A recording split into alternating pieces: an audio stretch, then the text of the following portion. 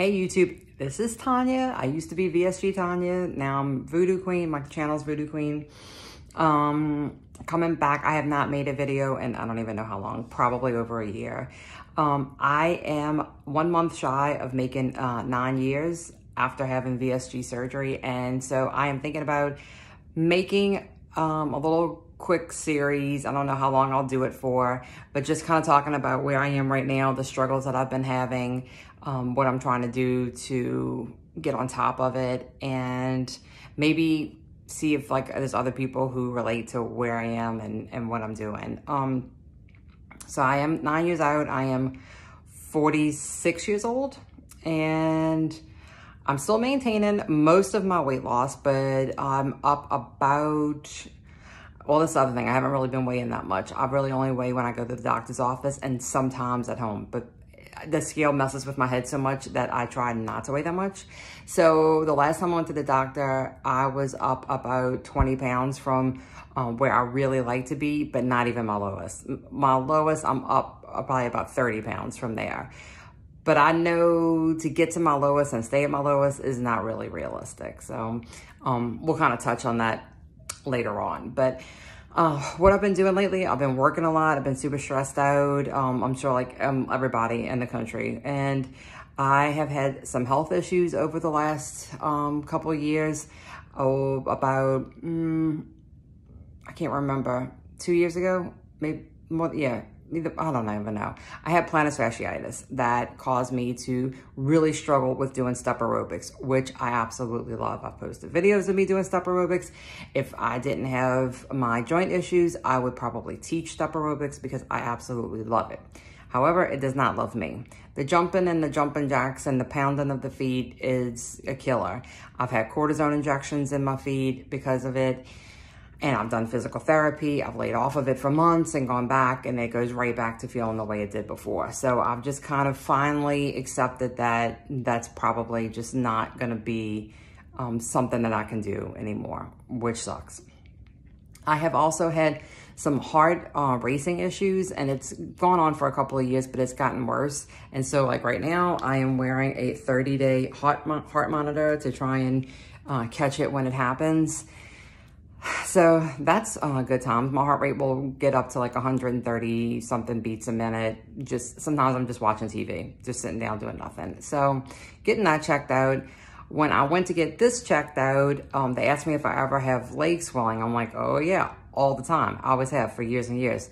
And they're like, well, let's just check it out. You know, we'll get an ultrasound and check that out. So they did an ultrasound, and I actually have a blood clot in my left leg in the back of my calf. So I was put on blood thinner. Started my 3rd month of being on a blood thinner. I really hadn't told a lot of people about it, but now I'm telling everybody. But I was really scared when they first told me, and I was scared of being on blood thinner, but they have new blood thinners now. I'm on one called Eliquis, and really haven't had any side effects from it, and I haven't really noticed any like crazy bruising or strange bleeding. So it's not too bad. I go back at the end of the month, at the end of this 3rd month, to get checked out and to see if I can come off of it if the blood clot's gone.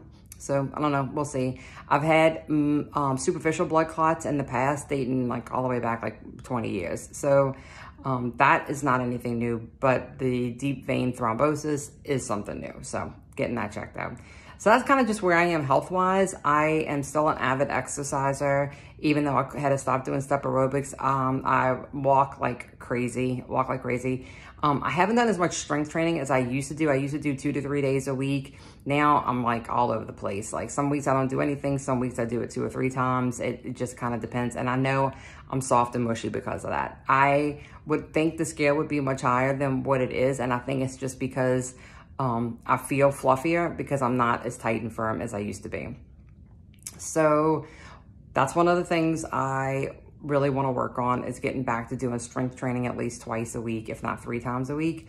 And then I also just recently purchased a Peloton bike, and I'm going to try and make spin my new obsession. And so far, it definitely gives me the same calorie burn, the same strong workout, major sweating, all that stuff that step aerobics did, and it is not aggravating my Achilles tendon or anything in my ankles and feet. So that's all really good news. I am still an avid believer in keto, but I fell off the keto wagon, probably for this whole pandemic situation. So I am getting back on that bandwagon. I believe in keto so hard. But I'm also a stress eater and a comfort eater. And through all of the stuff that's been going on, I let it get the best of me and let some carbs creep in. Not all carbs. I haven't gone completely off the rails, but if I let certain carbs in, I can eat a shit ton of them. Like small stomach, medium-sized stomach, I don't know. That's a whole other topic I'll probably cover too. I can eat a lot of slider carbs. So I know for me, I need to not let them in, but blocking it out has been really difficult. Being home every day, all day with food that accessible is really difficult for me. I still believe in fasting. I think fasting is fantastic. It's really hard for me to do it right now. I'm in a really weird headspace where I just talk myself out of it. And every day I wake up with the mindset of I want to do a fast and talk myself out of it. Since pandemic, I think I've done 2 extended fasts, but nothing recently, nothing in the last probably 2 or 3 months. And they work really well, but it's really hard for me to be in my office just a few feet away from my kitchen and know that the food's there, know what's in there, and not eat it. It's much easier when I'm in my work office and I don't bring any food to work with me to get through it.